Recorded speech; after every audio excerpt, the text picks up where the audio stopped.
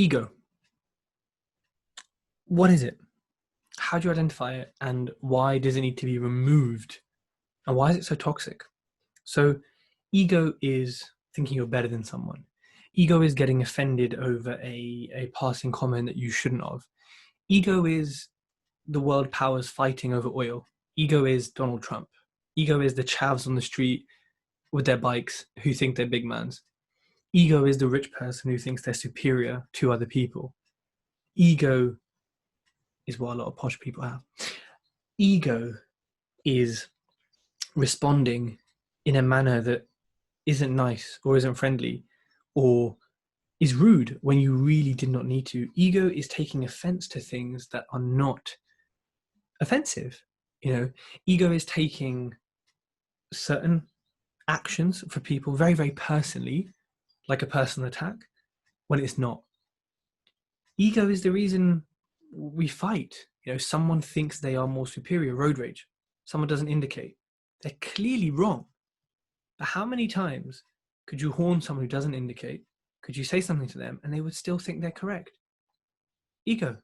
That's the worst kind. If you don't indicate, you're a shit driver, stop listening to my podcast. Ego is everywhere. Ego is the enemy, in so many things, in daily life, in business, in relationships, in conversations. Ego is so rampant. If you're fighting with your partner and one of you thinks that you're right when you may not be, or you kind of think you're not right, but you're like, I'm going to fight it anyway. It's ego. It's that, if you read The Chimp Paradox, which is an incredible book, it's the chimp, banging its hand on its chest and going crazy in the back of your head. Whereas the human, the logic, is at the front of it. And that's what controls ego. Ego is something that is covered like really in depth in Stoic kind of principles. And to be honest, I think it's something that's covered in basically every sort of philosophy or principle that exists, over time. Buddhism, I don't know, pick any other religion or type of mantra, it exists. And that exists in different things. And, it's important that you can identify it firstly, because it's easy for me to talk about, ego this and ego that. But actually, when it's spotted, things that are measured can be improved. So if you can measure it, if you can analyze it and spot it, it makes a huge difference to how you can control it and then control everything else. I'm sure there's been times where your builder's done something silly and you're like, why have you done that? And you get angry and you get annoyed. There's times where someone says something and instantly you're riled up. You don't know why. But something set you off in that comment. And that little thing is something that's pricked your ego a little bit. And your ego gets, like a little chip on your shoulder and it wants to respond in a certain way. But if you can identify that, and if you can put a gap, which can be a breath between the stimuli, i.e. the thing that's got your ego annoyed, and the response, which is, how you're going to, respond to something, if it's going to be good or bad, or if it's going to be positive for you or worse for you, can affect your long-term relationships and your business success as a whole, right? Like, ego is so powerful. So firstly, if you haven't read The Chimp Paradox, 100% read it, because I'm going to kind of refer to things in it. If you haven't read any Stoic philosophy, I'd recommend Ego is the Enemy, Obstacle is the Way, and Stillness is Key, all by Ryan Holiday. And of course, The Daily Stoic, to read every day. How do you, I think for me, ego, you can look at it as some sort of creature or some sort of negative energy that lives in your mind and wants to fight. Misery loves company, and it is misery, it wants arguments, it wants aggression, it wants to fight, it wants to prove itself, it wants to say, I'm the best.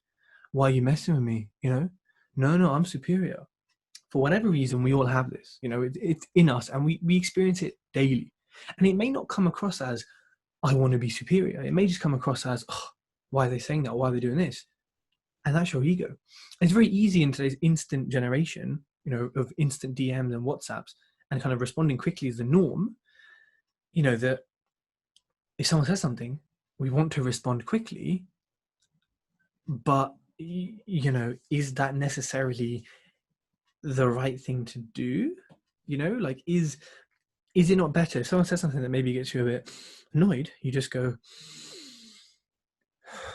and then you respond. And I guarantee you, one breath is all the gap you need between stimulus and response to tame that ego. Now, that's how I describe ego, as like a negative energy in your head that is always trying to screw you. And in a moment, it could feel great, and you could think, "Oh, I've got the upper hand." But if you have any self-awareness, afterwards you'll slowly realize, "Nah, that was stupid." But there are some people who are just totally clapped, and their ego is rampant, and whether it's their own fault, their upbringing, who knows? I'm not blaming anyone, but you'll meet some people and they'll keep doing the wrong things, or they'll keep behaving inappropriately, and you'll kind of hopefully realize it's their ego, but it'll keep happening because no one will tell them any different. Well, they're so oblivious and have no self like awareness that it will just carry on. And you could try and help these people, or, you know, depending on your relationship with them, you don't owe it to them or don't need to, you know, like if you meet someone, you become friends and it's okay, it's cool. But then the rampant ego comes out, even if it's you, right? If you're the rampant ego, well, they are. You don't need to hang out with that person. You know, if they're the person with ego, you do not need to hang out with them, because they're never going to see their own perspective and understand it. Now, this is important in property and business, because you're going to meet people like this. They could be the best solicitor in the world. They could be the best graphic designer in the world. But if their ego means they don't listen to feedback, they don't take things seriously, they're not working effectively, and they're annoying you, don't work with them, because they're not the best X, Y, Z if they can't have this self-awareness. So just be aware of people like this, because also it can be disguised quite easily, especially if they are manipulative as well. You know, if they're manipulative, they can easily have an ego. Oh no, I'm so sorry, I didn't mean it like that. When, you know, they're still just like, oh, whatever, I'm totally right, I'm just lying for the sake of it. So be careful. Learn how to identify it. I think, you know, pride is kind of a word which I know it has a positive meaning, but it also can represent ego. You know, like I think the total opposite of ego is having, well, no ego, but it's also being humble, and it's also not being bothered by things. And it's also not getting riled up by things, and understanding that, you know, a lot of the issues we have, or the anxiety we have, is created in our head and then becomes sort of real only in our own head, that we then have an ego about. So it's important for us to live ego free, but also to spot those who have egos. And if we care about them, then help them. And if you don't, then you don't. There's 7.3 billion people on the planet. You don't have to care about everyone, be friends with everyone, or whatever, you know, right? But like, it is everywhere, and it probably is doing a lot of things behind the scenes for you and for me and everyone else that we don't realize.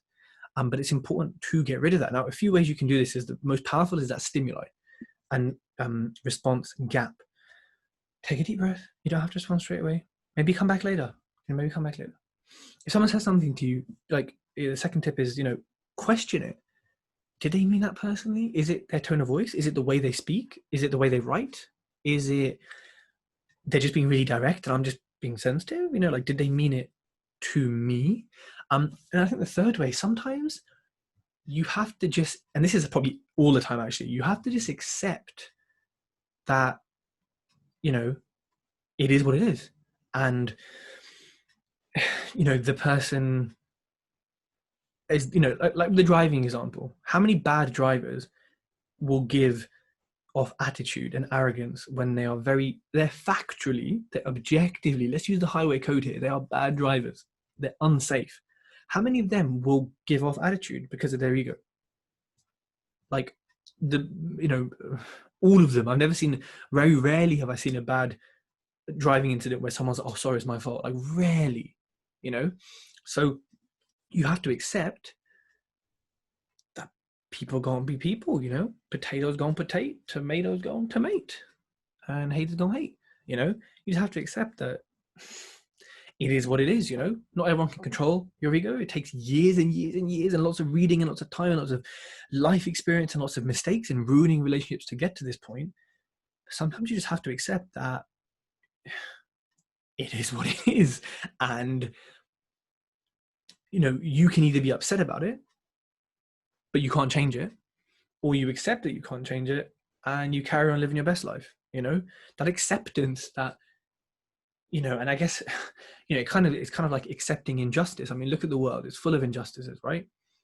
But if you sit there and think about it, how terrible the world is, and all the things that happen to people, and even in established countries like America, which is the shithole, and even the UK, you would become like clinically depressed because there's so much of it going on. It's the same thing with ego. You have to just accept that it is everywhere. Like politicians, biggest ego, everything about them. Not even like, not just certain, like a lot of them, right? And you have to kind of accept it and work on yourself and actually use that as a message and as a warning. Like, I do not want my ego to be like that. Some people exist. There's a saying: some people exist only to serve as a warning. It's quite harsh, and it's not my own saying, believe it or not. But you see some truth in it, right?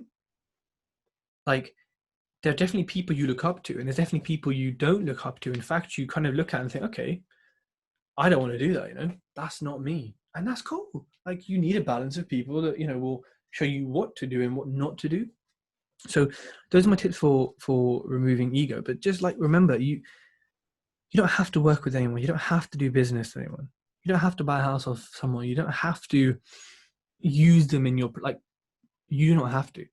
But the easier you can identify ego, and the more self-realization and self-awareness you can bring to your business, I promise you will go further. You'll make more friends. You'll have a better brand. You'll have a much more positive impact on people.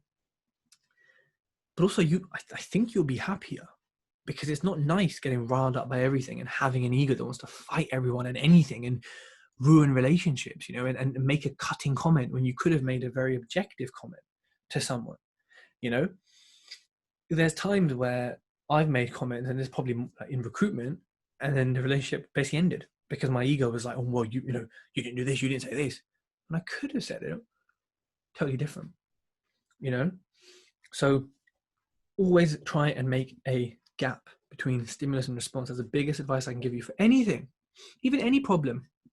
Because if someone comes to you and says, oh, Ted, I messed up, sorry, we'll get it fixed. Your ego's thinking, oh, shoot, little shit, you fuck it up. Why do you do that? Why do I work with you? You're useless. What you should do is, okay, I understand. I'm not angry. I'm just disappointed, and I expected more. Let's talk this through. Why did this happen? Let's figure it out. And it also comes along with, like, maybe my last tip is kind of being a bit more carefree. There's a book, I haven't read it, but I've heard it's incredible, called The Subtle Art of Not Giving a Fuck by Mark Manson, I think. And this is kind of like a bit like Stoic philosophy, maybe some samurai philosophy in there as well, and I think I follow this quite well, is just not caring, like, what matters? Tell me what matters. Your friends, your family, your relationships, the way you feel, your comfort, your kids, your pets, whatever, right? That's what really matters. So all this business stuff, all this ego, all this, what does it really mean? Like what actually really, really matters?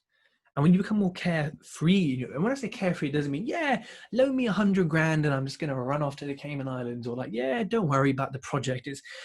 It'll make a bit of money. No, of course not. You have to be incredibly diligent in property. But what I mean is, your attitude needs to be problem solving focused. Don't state problems, state the solutions. If someone comes to me with a problem, I don't even, like, honestly, like, for me, since a year ago, I don't bother with anything. All I say is, what's the solution? What's the cost? How are we going to do this? Okay. Are there alternatives? Cool. Get it done. Let me know when it's done. Happy days. Cool. That tone of voice, that emotion, whatever. What's the point of going up and down and fighting with your ego and fighting with yourself when your ego is saying, oh, well, they messed up, blah, blah, blah. You should do better than this.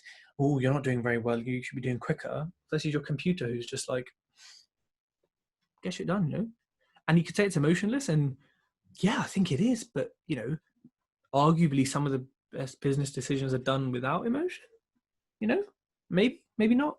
But look at identifying ego, look at yourself, and look at people around you. Just as an exercise, sit there and think, who is displaying symptoms of an ego?